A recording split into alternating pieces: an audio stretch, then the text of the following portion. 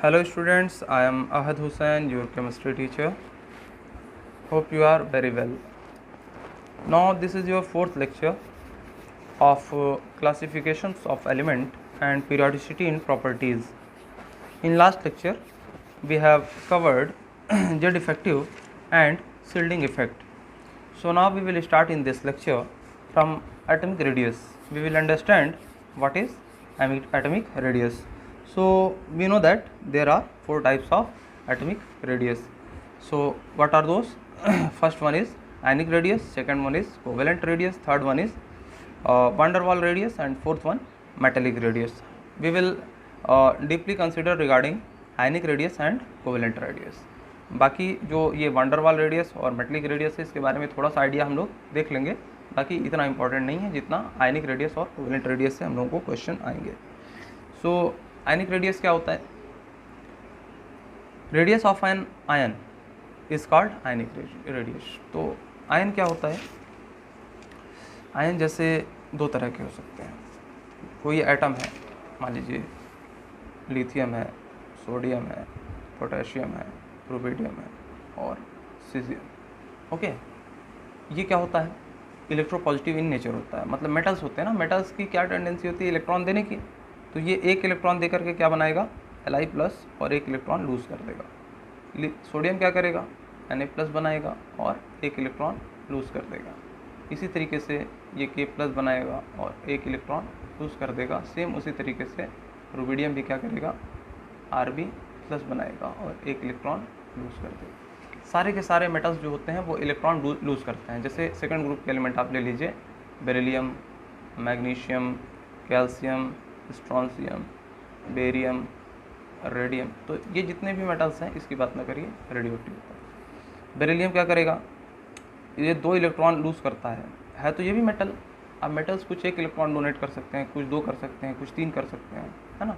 ये भी मेटल ही है तो दो इलेक्ट्रॉन लूज करेगा, है ना. और क्या बनाएगा? Be2 plus. मैग्नीशियम क्या करता है? Mg2 प्लस बनाता है और दो इलेक्ट्रॉन लूज करता है. इसी तरीके से सारे एलिमेंट दो इलेक्ट्रॉन इस वाले ग्रुप के लूज करेंगे और क्या बनाएंगे? उसका आयन बनाएंगे. ओके. एल्यूमिनियम क्या करेगा? एल्यूमिनियम क्या करता है? तीन इलेक्ट्रॉन लूज करता है और Al3 प्लस बनाता है और क्या करता है? तीन इलेक्ट्रॉन लूज करता है. ये सब चीज़ें मैंने क्यों बताई? ये सारी चीज़ें इसलिए बताई बच्चों ताकि आप लोग ये चीज़ समझें कि लिथियम क्या है? एक इलेक्ट्रॉन लूज करके आयन बना रहा है. इसको क्या बोलते हैं हम लोग? आयन. चार्ज स्पीसी को ही हम क्या बोलते हैं? आयन, है ना. लेकिन ये किस तरह का आयन है? आयन में भी दो कैटेगरी होती है, एक कटायन और एक अनायन. तो ये क्या है? कटायन है. अनायन क्या होता है?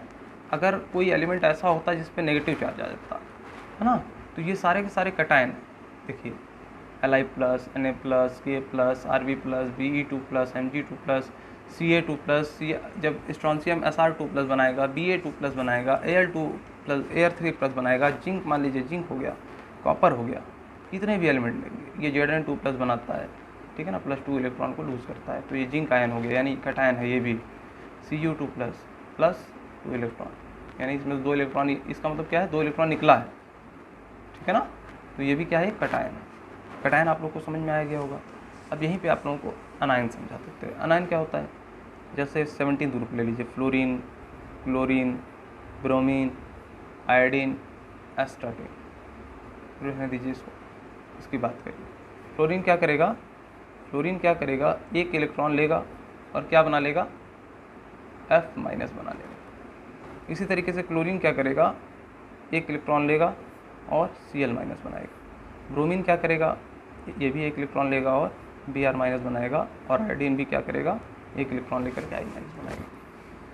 इसी को हम लोग क्या बोलते हैं? अनायन बोलते हैं. ओके. जो नेगेटिवली चार्ज होता है उसको अनायन बोलते हैं, जो पॉजिटिवली चार्ज होता है उसको क्या बोलते हैं? कटायन बोलते हैं. इतनी बात समझ में आ गई, ठीक है ना.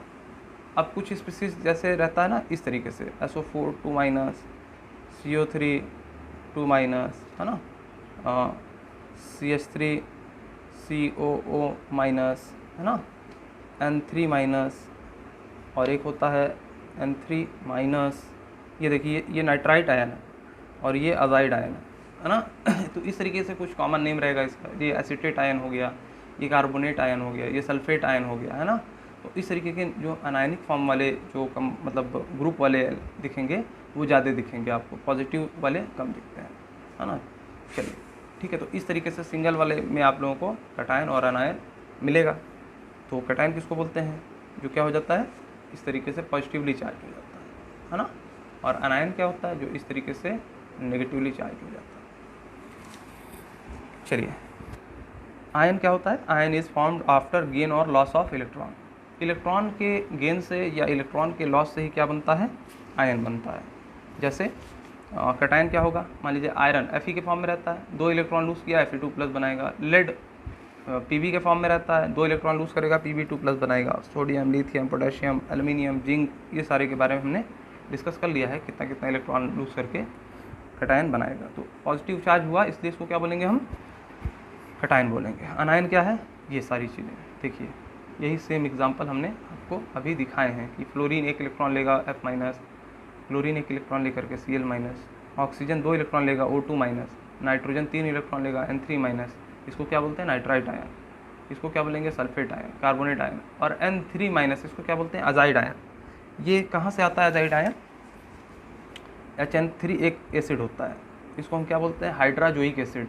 इसमें से जब H+ ये डोनेट कर देता है तो ये क्या बन जाता है, अजाइड आयन बन जाता है, ठीक है ना। हाइड्राजोइक एसिड से इसने एक H+ डोनेट किया तो क्या बन गया, अजाइड आयन बन गया। वहीं से ये N3- आया हुआ है। तो लॉस ऑफ इलेक्ट्रॉन होगा या गेन ऑफ इलेक्ट्रॉन होगा तभी आयन बनेगा। कंबाइन वे में आयन बोलेंगे। जब लॉस ऑफ इलेक्ट्रॉन हुआ यानी पॉजिटिव हुआ तो इसको कटायन बोलते हैं। जब गेन ऑफ इलेक्ट्रॉन होता है यानी नेगेटिव चार्ज आया, इसको अनायन बोलते हैं। अब आप लोगों को ये कटायन और अनायन में काफ़ी अच्छे से, वैसे आप कई बच्चे 10th से ही जानते होंगे ये सारी चीज़ें, है ना। आजकल के 9th के बच्चे भी बहुत ही अच्छे हो गए हैं, सभी जानते हैं। लेकिन मेरा काम है बच्चों कि एकदम बेसिक से ले चलना, ठीक है, ताकि किसी बच्चों को कोई डाउट ना रह जाए। जो 0 लेवल पे जानता हो, जो कुछ भी ना जानता हो, उसको भी अगर मेरे लेक्चर वो देख रहा हो तो 100% चीज़ें समझ में आनी चाहिए। यही मेरा उद्देश्य होता है। जो बच्चे तेज़ हैं वो थोड़ा सा पेशेंस कर रख लें या थोड़ा सा फास्ट स्पीड कर लें, कोई दिक्कत नहीं है। आजकल आपके पास इतनी सुविधाएँ हैं। Types of question in this topic, किस तरह के क्वेश्चन इस टॉपिक पे बन सकते हैं, ठीक है ना। जैसे एटम के रेडियस पे किस किस तरह के क्वेश्चन बन सकते हैं। जो हमारा टॉपिक है आज का एटम की रेडियस, उस पर किस किस तरह के क्वेश्चन बन सकते हैं। तो पहला टाइप है compare the size when all cations are present. ऐसा क्वेश्चन देगा कि सारे के सारे कटायन प्रेजेंट हैं, अब उसमें साइज यानी कि रेडियस कंपेयर करना है, किसका छोटा किसका बड़ा।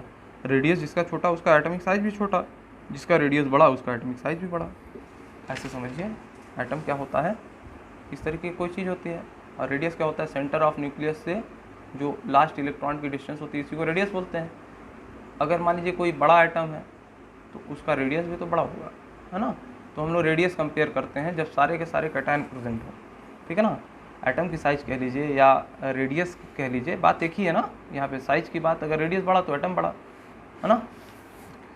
तो पहला क्वेश्चन किस तरह का बनेगा, compare the size when all cations are present. जब सारे के सारे हमको कटायन दे देगा, है ना, जैसे Fe2+ दे देगा, Na+ दे देगा, Al3+ दे देगा, सारे के सारे प्लस चार्ज वाले कटायन दे देगा और कहेगा हमको साइज बताइए किसकी ज़्यादा बड़ी है, किसका रेडियस ज़्यादा बड़ा। दूसरा टाइप का question, compare the size when all anions are present.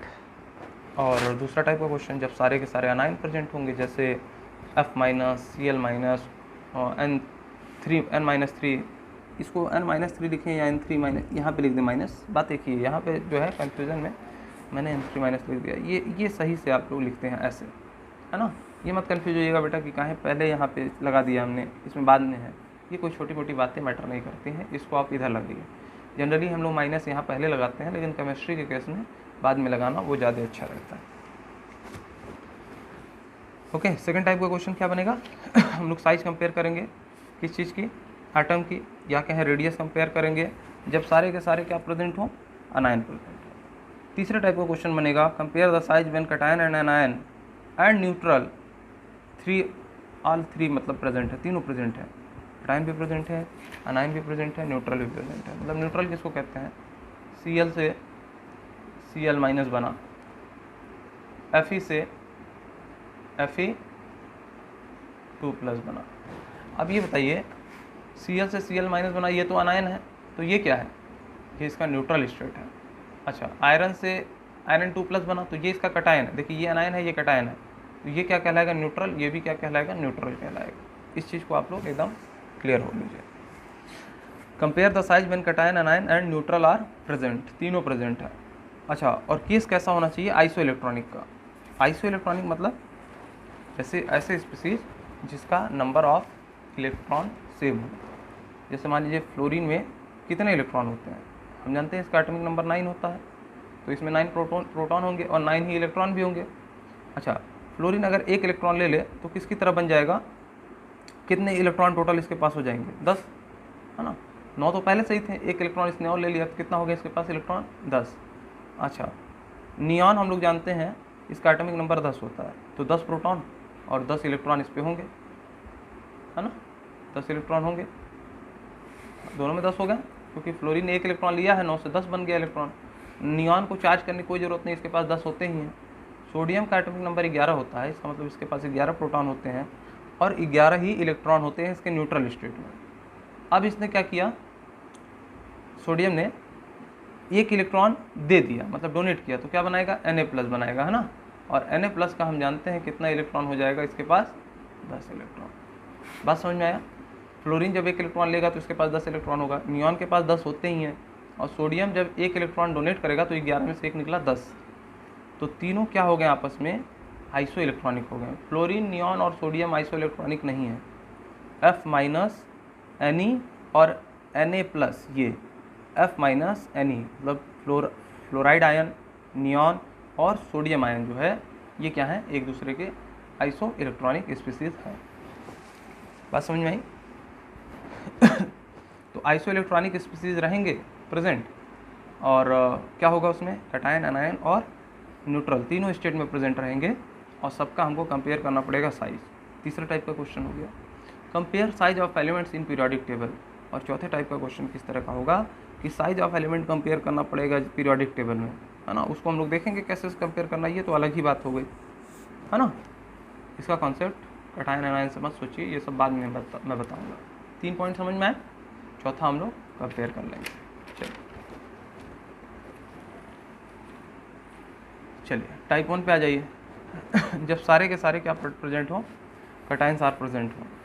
अगर कटायन प्रेजेंट है तो जाहिर सी बात है कि चार्ज कैसा होगा? पॉजिटिव होगा। तो साइज ऑफ कटायन क्या हो जाएगा? इन्वर्सली प्रोपोर्शनल टू क्या हो जाएगा? मैग्नीट्यूड ऑफ चार्ज, ठीक है ना। मतलब चार्ज जितना ज़्यादा साइज उतना छोटा, पॉजिटिव चार्ज के केस में, है ना। ऐसा क्यों है? ऐसा इसलिए है बच्चों, देखिए यहाँ पे देखिए, जैसे मान लीजिए कोई एटम था, सोडियम ले लीजिए, तो सोडियम के पास कुछ यहाँ इलेक्ट्रॉन रहे होंगे, कुछ दूसरे सेल में रहे होंगे, है ना। यहाँ पे रहे होंगे कई इलेक्ट्रॉन, है ना, यहाँ पे अंदर इस पे, यहाँ यहाँ यहाँ यहाँ, है ना, ये सब इलेक्ट्रॉन है। अच्छा, ये लास्ट सेल का इलेक्ट्रॉन हो गया, ये लास्ट सेल का इलेक्ट्रॉन होगा, तीसरे सेल में जाता है सोडियम के केस में, है ना। यहाँ कोई तीसरा मतलब लास्ट इलेक्ट्रॉन होगा 11वां, 11 प्रोटॉन तो यहीं रहेंगे, लास्ट इलेक्ट्रॉन यहाँ कहीं पे है। अब इन दोनों के बीच में कुछ फोर्स ऑफ अट्रैक्शन लगता है ना, जिसकी वजह से ये बंधे रहते हैं और ये मोशन करता है इलेक्ट्रॉन चारों तरफ। तो ये डिस्टेंस रहेगा एक बराबर, है ना। इसी को हम क्या बोलते हैं? रेडियस बोलते हैं। अब सोडियम के पास कितना था? यहाँ पे 11 नंबर का एलिमेंट होता है, इसके पास 11 इलेक्ट्रॉन थे, तो ऐसे अरेंज था। दूसरे केस में क्या हुआ? सोडियम ने 1 इलेक्ट्रॉन लूज किया और क्या बना लिया? Na+ और 1 इलेक्ट्रॉन, मतलब 1 इलेक्ट्रॉन डोनेट करके Na+ बना लिया। अब यहाँ क्या हुआ? जैसे ही 1 इलेक्ट्रॉन निकलेगा तो 11 प्रोटॉन अभी भी हैं, और अब कितने इलेक्ट्रॉन हो गए? मतलब लास्ट वाला ये निकल गया, सेल खाली हो गया, मतलब रेडियस क्या हो गई यहाँ पे? छोटी हो गई ना। अच्छा, लेकिन जितना इसका सेकंड सेल था उतना छोटा नहीं होगा। यहाँ पे मैग्नीट्यूड ऑफ चार्ज 11 है और इलेक्ट्रॉन 10 ही है, इसलिए जो ये लास्ट वाला इलेक्ट्रॉन फिर अब होगा उस पर और तगड़ी क्या होगी? इसकी पकड़ होगी और थोड़ा सा खींचेगा, जिसकी वजह से साइज इतना ना हो करके इससे थोड़ा और कम हो जाएगा, है ना। तो पॉजिटिव केस में क्या होता है? जो रेडियस होता है या साइज ऑफ कैटायन होता है वो inversely proportional to magnitude of charge हो जाता है पॉजिटिव के केस में। नेगेटिव होगा तो अभी साइज बढ़ जाएगा, पॉजिटिव के केस में क्या होगा, इन्वर्सली होगा, और नेगेटिव वाला जो एनायन का केस होगा उसमें क्या होगा, डायरेक्टली प्रोपोर्शनल होगा मैग्नीट्यूड ऑफ चार्ज के किसी भी साइज ऑफ एनायन का। साइज ऑफ कैटायन क्या हो गया, 1 मैग्नीट्यूड ऑफ चार्ज। ये इन्वर्सली प्रोपोर्शनेशन का साइन है। जब सारे के सारे कैटायन प्रेजेंट हो तो ये फार्मूला यूज करेंगे। जैसे एक क्वेश्चन ले लीजिए, चलिए ये रिलेशन यूज करेंगे, okay. Compare size of cation Fe2 plus Fe plus Fe2 plus Fe3 plus. हम लोगों ने क्या ले लिया, एक आयरन का 1 इलेक्ट्रॉन निकाला, फिर आयरन में से 2 इलेक्ट्रॉन निकाला, फिर आयरन में से 3 इलेक्ट्रॉन निकाला, और बोला कि बताओ किसका साइज ज़्यादा है। तो हम लोग तुरंत बता देंगे जिसका चार्ज ज़्यादा है उसका साइज छोटा है ना, अभी बताया ना, जिसका चार्ज ज़्यादा उसका साइज छोटा। इन्वर्सली प्रोपोर्शनल में यही होता है, या जिसका साइज ज़्यादा उसका चार्ज कम, या जिसका साइज छोटा उसका चार्ज ज़्यादा। इस तरीके से सोचिए। इन्वर्सली मतलब ये दोनों एक दूसरे पे क्या है, इन्वर्सली डिपेंडेंट है। एक बढ़ रहा तो एक घट रहा, तो साइज बढ़ेगा तो चार्ज घटेगा, अगर चार्ज बढ़ेगा तो साइज घटेगा। बस समझ में आए। तो यहाँ पे क्या है, चार्ज इसका कम है तो साइज सबसे ज़्यादा इसका होगा, इससे ज़्यादा इसका चार्ज है तो उससे कम होगा साइज, सबसे ज़्यादा चार्ज इसका है तो सबसे कम साइज इसका होगा। तो देखिए Fe प्लस की साइज़ सबसे ज़्यादा होगी क्योंकि चार्ज इसका सबसे कम है। Fe2 प्लस मीडिएटर होगा, मिडिल में आएगा, और Fe3 प्लस जो होगा सबसे छोटी साइज होगी क्योंकि इसका चार्ज क्या है, सबसे ज़्यादा है। अब इसको मैं प्रोटॉन और इलेक्ट्रॉन की बेसिस पे समझा सकता था कि 26 प्रोटॉन इसमें है, ठीक है ना, न्यूट्रल स्टेट में। जैसे ये अगर हम लोग न्यूट्रल में देखें तो आयरन का एटॉमिक नंबर 26 होता है, तो इसके पास प्रोटॉन कितने होते हैं, 26, इलेक्ट्रॉन कितने होते हैं, 26। लेकिन जब Fe प्लस बना तो 26 प्रोटॉन तो रहेंगे, एक इलेक्ट्रॉन निकल जाने के बाद 25 इलेक्ट्रॉन हो जाएंगे। अच्छा, Fe2 प्लस बना तो 2 इलेक्ट्रॉन निकलेंगे, ठीक है ना, तो प्रोटॉन तो अभी भी 26 हैं लेकिन इलेक्ट्रॉन कितने हो जाएंगे, 24। अगर 3 Fe में से इलेक्ट्रॉन निकल गया तो प्रोटॉन तब भी सेम रहेंगे 26 ही, लेकिन इलेक्ट्रॉन कितने हो जाएंगे, 23। अब ये कह देंगे कि जिसमें इलेक्ट्रॉन जितना कम उतना उसकी साइज कम, ठीक है, उस तरीके से समझा सकते थे। लेकिन ज़्यादा कॉम्प्लिकेशन में मत जाइए, एकदम सिंपल वे में पढ़िए। जितना आप लोगों को रिक्वायरमेंट है बाद में आप लोग खुद ही दिमाग लगा लेंगे सारा। इतना बच्चे आजकल के हो गए हैं, अच्छे लेवल पे जा चुके हैं, उनकी पढ़ाई काफ़ी ठीक हो गई है ना, उनको सुविधा भी अच्छी मिल रही है। तो अब दिमाग लगाने में आप लोग खुद कैपेबल हैं। मैं हर चीज़ बोल दूँ ये ज़रूरी नहीं है, मैं काफ़ी चीज़ें नहीं बोलूँगा क्योंकि मैं नहीं चाहता कि हर चीज़ बोल करके आप लोगों को कहीं से कन्फ्यूजन में लाया जाए। मेरा उद्देश्य होगा कि एक बार एकदम इफ़ेक्टिव आप लोगों को स्टडी करा दूँ, पढ़ा दूँ। उसके बाद बच्चे जब कहेंगे हमसे कि सर और एडवांस लेक्चर बनाइए, तो मैं और एडवांस बनाऊँगा उस पर, है ना, जो चैप्टर कंप्लीट भी हो जाएगा। अगर उस पर बच्चे कहेंगे कि सर थोड़ा सा एडवांस बना दीजिए तो मैं बहुत एडवांस बना दूँगा। अभी मैं जो पढ़ा रहा हूँ वो खुद ही अपने आप में एडवांस है ना। इतने लेवल पे 11th में पढ़ाता नहीं है कोई जल्दी, ठीक है ना, जल्दी छोटा छोटा करके क्लियर कराते हैं। मैं एक एक चीज़ को एक्सप्लेन कर दे रहा हूँ, ये अपने आप में एडवांस है। टाइप 2, ये पहला टाइप समझ में आ गया कि जब सारे के सारे क्या प्रेजेंट होंगे, कैटायंस। जब सारे के सारे कैटायंस प्रेजेंट होंगे तो size of cation inversely proportional to the magnitude of charge होगा। अच्छा, सेकंड टाइप का क्वेश्चन क्या होगा, when all atoms are present, when all anions are present. ये क्या है, अनायंस मतलब negatively charge species are present, तो क्या होगा साइज का relation. When all anions are present, size of anion is directly proportional to the magnitude of charge anion। Magnitude पे directly क्यों प्रोपोर्शनल हो गया, ठीक है ना, क्योंकि यहाँ पे नेगेटिव चार्ज बढ़ेगा। नेगेटिव चार्ज बढ़ने का मतलब एडिशन ऑफ इलेक्ट्रॉन हुआ है। अब मान लीजिए कि क्लोरीन ले लीजिए आप, क्लोरीन का कितने नंबर का एलिमेंट होता है, 17, तो इसके पास 17 प्रोटॉन होंगे, 17 इलेक्ट्रॉन होंगे, यानी कि इसका जब हम एटम देखने गए तो कुछ इस तरीके से मिला, है ना। मान लीजिए यहाँ इलेक्ट्रॉन लास्ट था, अब एक इलेक्ट्रॉन और इसमें डाल देंगे तो इसका साइज थोड़ा सा बढ़ जाएगा। बात समझ में आई, तो रेडियस बढ़ गया। अगर साइज मतलब इलेक्ट्रॉन दूर चले गए रिपल्सन की वजह से आपस में ही, मान लीजिए अंदर भी कुछ इलेक्ट्रॉन थे ना, ऐड किया तो रिपल्सन की वजह से अपने आप को रीएडजस्ट करके थोड़ा सा इलेक्ट्रॉन दूर चला गया। अब दूर चला गया तो ये रेडियस बढ़ गई। अच्छा समझ में आया, इलेक्ट्रॉन ऐड करने पर क्या होता है, साइज बढ़ता है एटम का, इलेक्ट्रॉन निकालने पर क्या होता है, साइज घटता है। ये चीज़ ध्यान में रखेंगे तो ये चीज़ समझ में आएगा। तो क्या बोला हमने कि size of anion is directly proportional to the magnitude of cation. चलिए क्वेश्चन क्या है हमारे पास, कंपेयर द साइज। अब सारे के सारे क्या प्रेजेंट है, अनायन प्रेजेंट। देखिए C2 माइनस भी अनायन है, देखिए सब नेगेटिव चार्ज है ना, बस मैग्नीट्यूड बदल रहा है, यहाँ 2 है, यहाँ 3 है, यहाँ 4 है। तो यहाँ पे प्रोटॉन हम लोग जानते हैं 6 है, तो जब न्यूट्रल होगा कार्बन तो 6 प्रोटॉन 6 इलेक्ट्रॉन रहेंगे। लेकिन मान लीजिए 2 इलेक्ट्रॉन और आ गया तो यहाँ 8 इलेक्ट्रॉन हो गया, यहाँ 4 इलेक्ट्रॉन आ गया यानी 6 4 10 इलेक्ट्रॉन हो गया, यहाँ 3 इलेक्ट्रॉन अलग से आ गया, इसका मतलब 6 3 9 इलेक्ट्रॉन हो गया। तो ये सब चीज़ें से मत कंपेयर करिए, आप सिंपली ये सोचिए कि चार्ज बढ़ेगा एनायन के केस में तो साइज घटेगा। तो आंसर क्या हो जाएगा, सबसे ज़्यादा चार्ज किसका, C4 माइनस का। तो जिसका चार्ज नेगेटिव के केस में ज़्यादा है उसका साइज भी ज़्यादा है, तो सबसे बड़ा कौन होगा, C4 माइनस, उससे छोटा C3 माइनस, जिसका सबसे कम चार्ज उसका साइज भी छोटा, ठीक है ना, C2 माइनस। अब कैटायन और अनायन का इतना समझाने के बाद अगर अभी भी कन्फ्यूजन रहेगी तो थोड़ा सा बैक जाइए, फिर से कैटायन वाले केस से स्टार्ट करिए और देखिए ध्यान से मैं क्या कहना चाह रहा हूँ। क्यों वहाँ पे डायरेक्ट इन्वर्सली प्रोपोर्शनल था कैटायन के केस में, यहाँ पे क्यों इन्वर्सली प्रोपोर्शनल का रिलेशन था कैटायन के केस मतलब पॉजिटिव चार्ज के केस में, और यहाँ पे क्यों डायरेक्ट रिलेशन है, जो साइज ऑफ आयन है अनायन है वो मैग्नीट्यूड ऑफ चार्ज के डायरेक्टली प्रोपोर्शनल है। इस चीज़ को अच्छे से समझाया हूँ, अगर नहीं समझ में आ रहा तो एक बार और बैक करिए। वैसे मैं उम्मीद करता हूँ कि बच्चे इतने पढ़ने में सक्षम हैं, सबको आ गया होगा। साइज समझ में आया, नेगेटिव के केस में क्या होगा, अनायन के केस में जिसका चार्ज सबसे ज़्यादा उसकी साइज सबसे बड़ी, पॉजिटिव के केस में जिसका चार्ज सबसे बड़ा वो साइज छोटा, सबसे छोटा। अब टाइप 3 पे आ जाइए।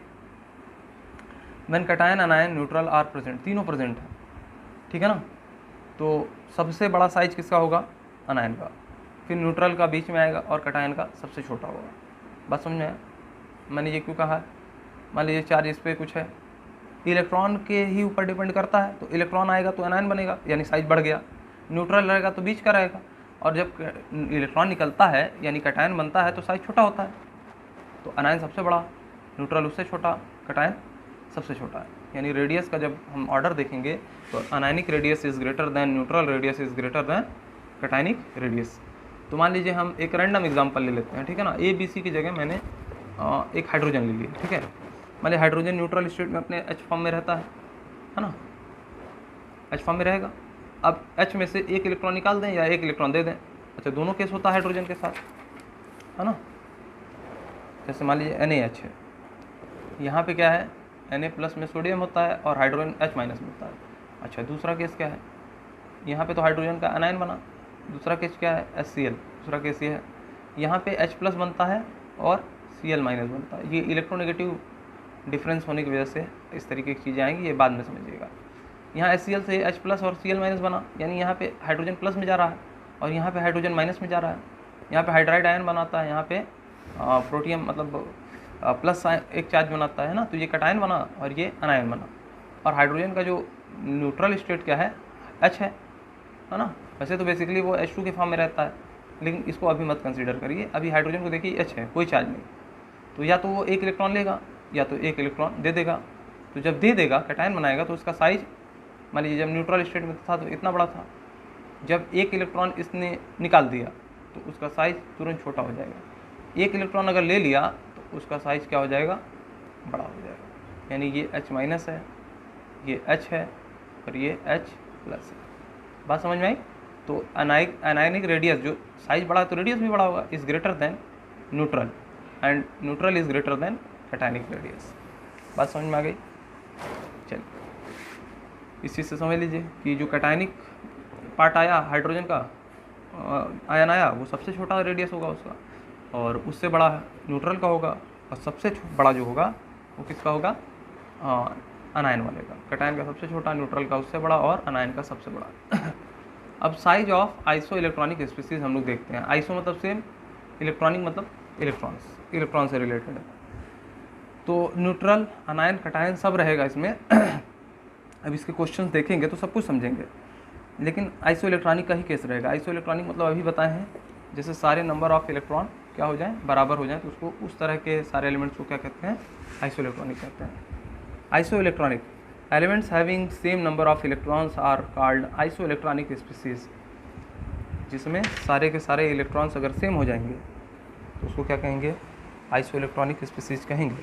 अब देखिए सोडियम में 11 इलेक्ट्रॉन होता है, एक इलेक्ट्रॉन इसे निकाल दिया तो उसके पास 10 इलेक्ट्रॉन बचा।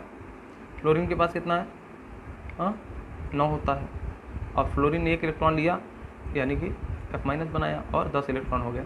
अच्छा कोई भी और भी इसका हो सकता है, हाँ अभी बताया था ना, नियॉन के पास 10 इलेक्ट्रॉन होते हैं, ऑक्सीजन के पास 8 होता है ना, आप O2 माइनस बना दीजिए, 2 इलेक्ट्रॉन और दे दीजिए, वो भी इसका क्या हो जाएगा, सब लिख के बता दे रहा है। चलिए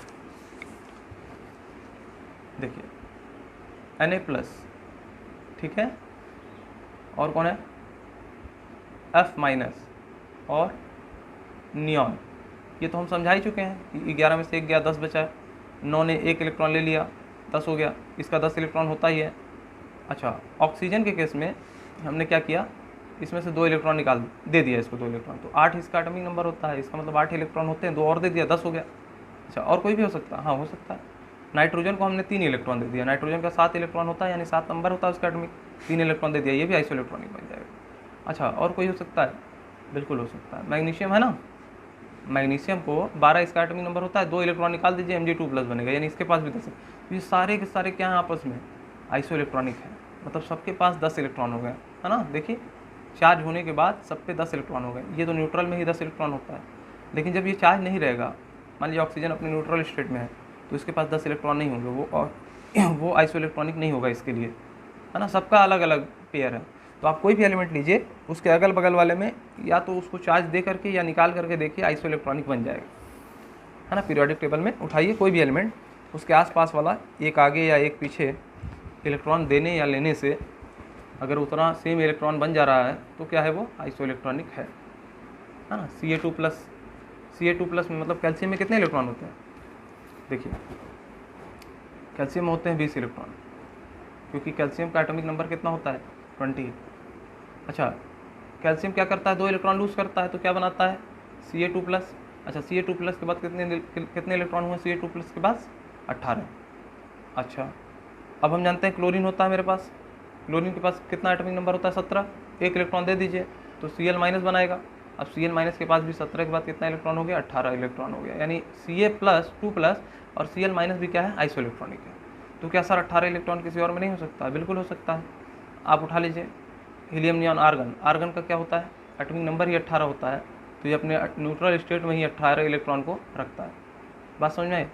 और भी कोई आप पीरियोडिक टेबल में उठा लीजिए अगल बगल का एलिमेंट, है ना। सारे के सारे इस तरीके से आपका काम बन जाएगा। अब इस चीज़ को बहुत ज़्यादा डिस्कस करने का कोई मतलब नहीं है, जितना करना चाहिए मोर देन इनफ हमने कर लिया। आइसोइलेक्ट्रॉनिक का केस मतलब 2 ऐसे एलिमेंट जिसको चार्ज करने या न्यूट्रल पे ही वो एक दूसरे के बराबर इलेक्ट्रॉन रखते हैं, उसको क्या कहते हैं? आइसोइलेक्ट्रॉनिक कहते हैं। अब कंपैरिजन ऑफ साइज देख लीजिए, क्या प्रेजेंट होगा? आइसोइलेक्ट्रॉनिक स्पीसीज प्रेजेंट होंगी, और या ये समझिए कि आइसोइलेक्ट्रॉनिक का केस तो बाद में आएगा, पहले सबसे ये समझिए कि पॉजिटिव, नेगेटिव और न्यूट्रल तीनों आएंगे। तो हम क्या जानते हैं कि पॉजिटिव का चार्ज साइज सबसे छोटा, न्यूट्रल का उससे बड़ा, और नेगेटिव वाले चार्ज का सबसे बड़ा होता है, यानी कैटायन सबसे छोटा रेडियस, बीच में न्यूट्रल, और सबसे बड़ा रेडियस किसका आएगा? अनायन का। तो ये 4 ऑप्शंस दिए हैं हमको कि कंपेयर करिए साइज जो है, जो ऑर्डर है वो सही है। तो यहाँ पे देखिए K+ और Ca2+ is greater then Ar is greater than S2- यानी सल्फाइड आयन, और Cl-, यानी कि घटते क्रम में लिखा है। तो ये कहना क्या चाह रहा है कि K+ का साइज़ सबसे बड़ा है, और हम जानते हैं कि जो कैटायन होता है उसका साइज़ अनायन से छोटा होता है, तो ये कभी भी सल्फ़र और क्लोरीन को से बड़ा नहीं हो सकता इसका साइज़, तो ये सबसे बड़ा कैसे हो जाएगा? अच्छा, और सोचें, न्यूट्रल से भी बड़ा मतलब पॉजिटिव चार्ज का न्यूट्रल से भी बड़ा साइज नहीं होता, तो आर्गन अगर न्यूट्रल तो ये तो इससे भी छोटा हो जाएगा, यानी ये इसको बहुत छोटा होना चाहिए, इनसे तीनों से छोटा होना चाहिए, और इसको सबसे बड़ा दिखा दिया गया। ये पहला ऑप्शन गलत हो गया। सेकंड ऑप्शन है ये K+ is less than Ca2+ is greater than S2- is less than Cl- is less than argon. अब यहाँ पे देखिए कुछ अजीब सा ट्रेंड दिख रहा है, तो ये देखिए यहाँ पे आ जाइए, K+ सबसे छोटा, उससे बड़ा Ca2+ को दे दिया, लेकिन Ca2+ को S2- से बड़ा कर दिया है ना, उल्टा कर दिया यहाँ पे। अगर ये करता कि S2- बड़ा होगा तो समझ में आता कि आगे बढ़ने लायक है। यहाँ पे पॉजिटिव चार्ज नेगेटिव चार्ज से बड़ा कैसे हो सकता है? पॉजिटिव चार्ज वाले स्पीसी का साइज नेगेटिव चार्ज वाले स्पीसी के साइज से बड़ी कैसे हो सकती है? नहीं हो सकती। बात समझ में आए? अभी के लिए समझाने के लिए बोल रहे हैं, ये अभी समझिए इस क्वेश्चन को। बात समझ में आए? अच्छा अब ये क्या हो रहा है, अब S2- का साइज जो यहाँ पे 2 माइनस है और यहाँ 1 माइनस है, 1 माइनस वाले को बड़ा कर दिया। हम जानते हैं जितना ज़्यादा मैग्नीट्यूड नेगेटिव का ज़्यादा होता है उतना बड़ा साइज होता है, यानी यहाँ भी गलती कर दिया है। आर्गन को नेगेटिव से बड़ा दिखा दिया है। हम जानते हैं न्यूट्रल नेगेटिव से बड़ा नहीं हो सकता है, न्यूट्रल पॉजिटिव से बड़ा साइज हो सकता है, नेगेटिव से बड़ा नहीं होता है। ये भी ऑप्शन एलिमिनेट हो गया। तीसरा देखिए, H2 माइनस जो है उसको ग्रेटर दिखाया Cl माइनस से, ठीक है ये सही है। दो मतलब मैग्नीट्यूड इसका ज़्यादा है नेगेटिव में, तो इसका साइज भी बड़ा होगा। और Cl माइनस ग्रेटर है आर्गन से, हाँ न्यूट्रल से क्लोरीन बड़ा होता है, ठीक है।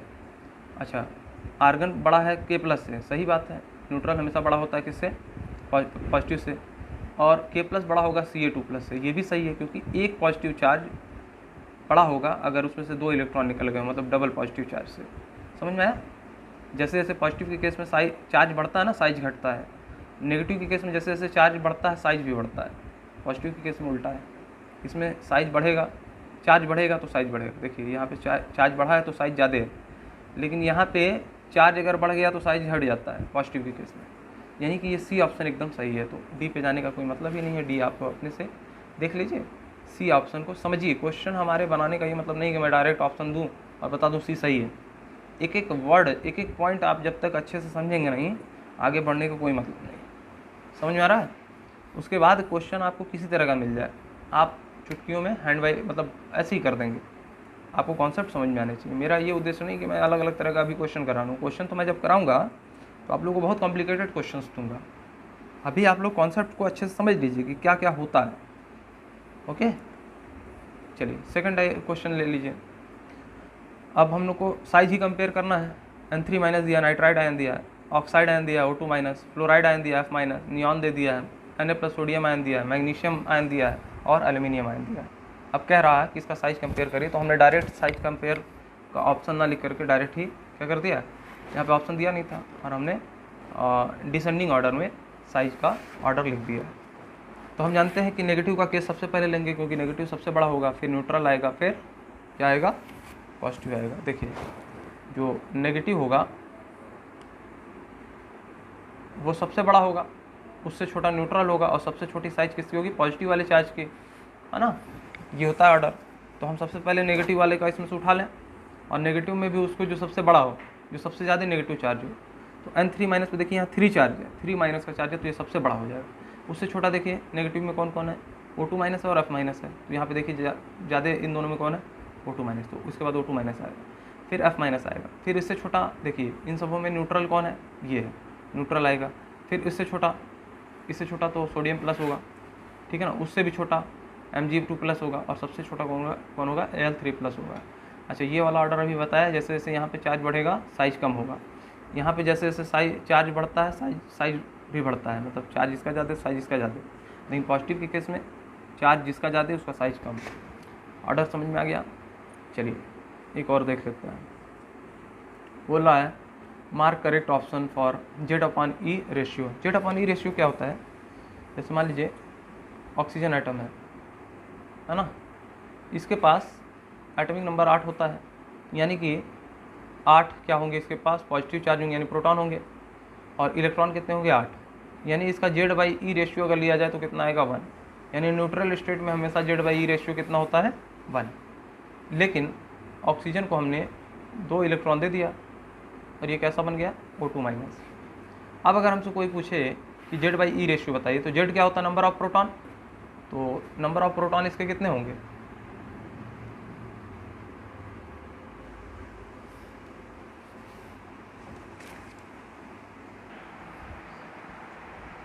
चलिए न्यूट्रल के केस में Z/E रेशियो कितना हो जाएगा, देखिए Z तो कितना होता है, नंबर ऑफ प्रोटॉन के बराबर। तो 2 इलेक्ट्रॉन लेने से प्रोटॉन पे तो फर्क पड़ेगा नहीं, तो Z कितना रहेगा, 8 ही रहेगा। इसका एटॉमिक नंबर 8 है तो प्रोटॉन भी 8 ही रहेंगे। लेकिन इलेक्ट्रॉन कितने हो जाएंगे, पहले 8 थे और 2 और ले लिए यानी 10 हो गए। यानी Z/E रेशियो कितना हो गया, 0.8। बात समझ में आई। ये हो जाएगा Z/E रेशियो। हमेशा न्यूट्रल स्टेट में Z/E रेशियो कितना होता है 1। लेकिन जैसे ही आप मान लीजिए ये ले लीजिए, क्लोरीन ले लीजिए, क्लोरीन में Z/E रेशियो कितना होगा, तो इसके पास प्रोटॉन 17 होते हैं, इलेक्ट्रॉन भी 17 होते हैं, यानी 1 हो गया। लेकिन Cl माइनस में अगर हमसे पूछ ले Z/E रेशियो, तो इसका प्रोटॉन अभी भी 17 है, लेकिन इलेक्ट्रॉन कितने हो गए, अब 1 इलेक्ट्रॉन लेने के बाद 18 हो गया। तो ये इसका Z/E रेशियो हो जाएगा। बात समझ में आ गई। अब आप कोई भी स्पीसीज ले लेंगे, Z/E रेशियो कैलकुलेट कर लेंगे। देखिए, mark correct option for Z/E ratio. कह रहा है N3 माइनस यानी नाइट्राइड आयन, ऑक्साइड आयन और फ्लोराइड आयन। देखिए इसमें दिया है 0.7, 0.8, 0.9, ये 4 ऑप्शन दिए हैं। अब पहले हम लोग निकाल लें इसका Z/E रेशियो। अब देखिए प्रोटॉन कितने होंगे नाइट्रोजन में? 7, और इलेक्ट्रॉन कितने हो जाएंगे? 7। तो इसके पास प्रोटॉन 7 इलेक्ट्रॉन भी नाइट्रोजन में होता है, लेकिन 3 चार्ज है, यानी 3 इलेक्ट्रॉन लिया है, तो इसके पास इलेक्ट्रॉन कितने हो गए? 10। प्रोटॉन कितने? 7, इलेक्ट्रॉन कितने? 10। तो Z/E कितना हो जाएगा? 7/10। तो 7/10 पहले का आएगा। दूसरे का देखिए 8 इसका एटॉमिक नंबर होता है, इसका मतलब प्रोटॉन 8 होंगे, इलेक्ट्रॉन 8 होंगे, लेकिन 2 इलेक्ट्रॉन लेने के बाद O2 माइनस बनाया है, यानी इलेक्ट्रॉन अब कितने हो गए? 10। प्रोटॉन कितने हैं? 8 ऑक्सीजन में, इलेक्ट्रॉन कितने हैं? 10। तो Z/E कितना हो जाएगा, यानी प्रोटॉन बाई इलेक्ट्रॉन रेशियो कितना हो जाएगा? 8/10। अब फ्लोरीन के केस में अगर फ्लोरीन होता, ये नहीं होता है फाइनस, तो कितना होता है इसका एटॉमिक नंबर? 9, यानी 9 प्रोटॉन 9 इलेक्ट्रॉन, लेकिन 1 इलेक्ट्रॉन लेने के बाद इसका इलेक्ट्रॉन कितना हो गया? 10। प्रोटॉन कितने हैं? 9, यानी कि Z/E रेशियो कितना हो जाएगा? 9/10। प्रोटॉन अपन इलेक्ट्रॉन रेशियो 9/10, यानी कि अगर हम इसको सॉल्व करेंगे तो 0.7 पहले का आएगा, 0.8 दूसरे का आएगा, 0.9 तीसरे का आएगा, और यहाँ पे दिख रहा है कि सिर्फ और सिर्फ ऑप्शन 1 जो है वही सही है। होप आप लोगों को बहुत अच्छे से समझ में आया होगा। अगर इसमें अभी भी कोई दिक्कत रह जा रही है तो बच्चों रिवाइज करिए, बैठ जाइए, आप लोगों को अच्छे से समझ में आ जाएगा, कोई बड़ी चीज़ नहीं है। ओके, और अब मैं यहाँ पे रोक दे रहा हूँ, क्योंकि चलिए मैं नेक्स्ट लेक्चर में अब यहीं से कंटिन्यू करूँगा, और कई कॉन्सेप्ट्स आप लोगों को और समझाने हैं। ठीक है, अब तो छोटी छोटी चीज़ें रह गई, तुरंत हो जाएगा, या 1-2 क्वेश्चन और ही करा देता हूँ। Which is correct size order of for isoelectronic species. चलिए आइसोइलेक्ट्रॉनिक कौन कौन होते हैं? जैसे मान लीजिए Cl 17 इलेक्ट्रॉन होता है, 1 इलेक्ट्रॉन लिया कितना बन गया? 18 इलेक्ट्रॉन इसके पास आ गया। सल्फर में 16 इलेक्ट्रॉन होते हैं, 2 इलेक्ट्रॉन लिया H2 माइनस बनाया, इसके पास भी कितने हो गए? 18 इलेक्ट्रॉन हो गए। K+ यानी कि 19 इलेक्ट्रॉन सोडियम पोटेशियम में होता है। अब 1 इलेक्ट्रॉन ले लिया, 1 इलेक्ट्रॉन दे दिया, तो 19 में से 1 गया, कितना बचा? 18 इलेक्ट्रॉन। और Ca के पास, कैल्शियम के पास 20 इलेक्ट्रॉन होता है, 2 इलेक्ट्रॉन दे देगा तो कितना बचेगा? 18 इलेक्ट्रॉन। ठीक है ना, ये बात समझ में आई? सब के सब आइसो इलेक्ट्रॉनिक है, लेकिन ऑर्डर पूछ रहा है, which is correct size order for iso electronic species. तो इसमें आंसर पहले ही देख लिए होंगे। H2 minus is greater than Cl minus is greater than K+ is greater than Ca2+। अब मैं ये आपको सोचने के लिए छोड़ दे रहा हूँ। आप पिछला मेरा जो है क्वेश्चन देखिए, समझिए, जो 3 क्वेश्चन कराए हूँ उससे आप कंपेयर करिए कि जो आप लोग सोच रहे हैं वो वहाँ तक पहुँच पा रहे हैं कि नहीं, मैं जहाँ पे बताना चाह रहा हूँ। तो सबसे पहले हिंट दे रहा हूँ, सबसे पहले नेगेटिव वाला आएगा, एनायन आएगा, फिर न्यूट्रल आएगा, तो न्यूट्रल इसमें है ही नहीं, फिर कौन आएगा? कैटायन आएगा। बात समझ में आई? और न्यूट्रल मतलब नेगेटिव में भी, एनायन में भी जिसका चार्ज ज़्यादा है वो सबसे बड़ा, उससे छोटा कम चार्ज वाला, और पॉजिटिव वाले मतलब कैटायन के केस में जिसका चार्ज कम वो ज़्यादा बड़ा होता है। अब इतना आप लोग दिमाग लगा लीजिए। अब एक क्वेश्चन जो है आप लोग आंसर देख लिए होंगे, नहीं तो मैं इस क्वेश्चन को हाइड कर देता। चलिए कोई बात नहीं। Which of the following represent collection of iso electronic species. अच्छा, तो अभी हम लोग देख लिए हैं, वैसे हम लोग को पता हो गया, नहीं तो हम लोग को निकालना पड़ता तो समझ में आता। हम नाइट्रोजन का सबका एटॉमिक नंबर याद होना चाहिए, और एटॉमिक नंबर याद करने के लिए तो मैंने एक पूरा वीडियो बनाया, #02 पीरियोडिक टेबल बेसिक लेक्चर अहद सर। आप वहाँ जाइए, और एटॉमिक नंबर याद करने का ब्रिलियंट ट्रिक, एकदम लाजवाब। आप एक एक जो है एलिमेंट्स को आपको एटॉमिक नंबर याद करा दूंगा, उस लेक्चर में जाइएगा तो ठीक है। और एटॉमिक नंबर याद होना बहुत ज़रूरी है, नहीं तो आप लोग नहीं कर पाएंगे। तो नाइट्रोजन का पता होना चाहिए 7 होता है एटॉमिक नंबर, फ्लोरीन का कितना होता है? 9 होता है, सोडियम का 11 होता है, तो हमको 7 दिख रहा है, 7 में 3 ऐड करेंगे 10 हो जाएगा। फ्लोरीन 9 में 1 ऐड करेंगे 10 हो जाएगा। सोडियम 11 में से 1 इलेक्ट्रॉन निकाल देंगे 10 हो जाएगा। ये आइसो इलेक्ट्रॉनिक हो गया, सेम शो कर रहा है हमको, है ना। मतलब ये हमारा आंसर कौन सा हो गया? आइसो इलेक्ट्रॉनिक कौन है इसमें से, सारे पेयर में से? ए। बी को देख लीजिए, बेरिलियम का एटॉमिक नंबर अलग है, एल्युमिनियम का, मतलब ये तीनों क्या है एकदम। देखिए एल्युमिनियम कितना होता है? 13 होता है इसका एटॉमिक नंबर। 13 में से आप कितना निकाल दीजिए? 3 इलेक्ट्रॉन निकाल दीजिए, यानी 10 हो गया इसके पास। अच्छा, ये अगर ऊपर होता ना, यही अगर एल्युमिनियम ऊपर होता तो इसका आइसो इलेक्ट्रॉनिक बन जाता, लेकिन इस वाले सीरीज़ में देखिए Cl तो 17 होता है, 1 इलेक्ट्रॉन लिया 18 इलेक्ट्रॉन हो गए, यानी 10 और 18 का कहीं मेल है नहीं, है ना। अब बेरिलियम मान लीजिए आपका कितना है? 4, 4 नंबर का 10 नंबर से, 10 नंबर का 18 नंबर से कोई मेल है ही नहीं, इसलिए आइसोइलेक्ट्रॉनिक नहीं हो सकते। इसी तरीके से ये सारा कंपैरिजन करिए। आप एटॉमिक नंबर देखिए जा करके पीरियोडिक टेबल में, या #02 पीरियोडिक टेबल अहस सर का बेसिक लेक्चर देखिए, उसमें आप लोग एकदम गारगेंचुअन ट्रिक, लाजवाब एकदम आप लोग देख लेंगे, एकदम आप लोगों को अच्छे से आइडिया हो जाएगा कि कैसे ट्रिक से सारी चीज़ें याद हो जाती हैं, है ना। एकदम ब्रिलियंट ट्रिक दिया हूँ, जिस बच्चे को देखना है वहाँ ज़रूर जाए। ओके, होप आप लोगों को अच्छे से समझ में आ रहा होगा मेरा लेक्चर। और बच्चों, मैं शुरू से कहता आया हूँ कि मुझे आप लोगों से कुछ भी नहीं चाहिए, ठीक है। मैं लाइक का, कमेंट का, इस तरह का मैं दिखावे वाला या लाइफ में बहुत पैसा कमा लेना, मुझे इस माध्यम से कोई इस चीज़ पे मेरा बिलीव नहीं है।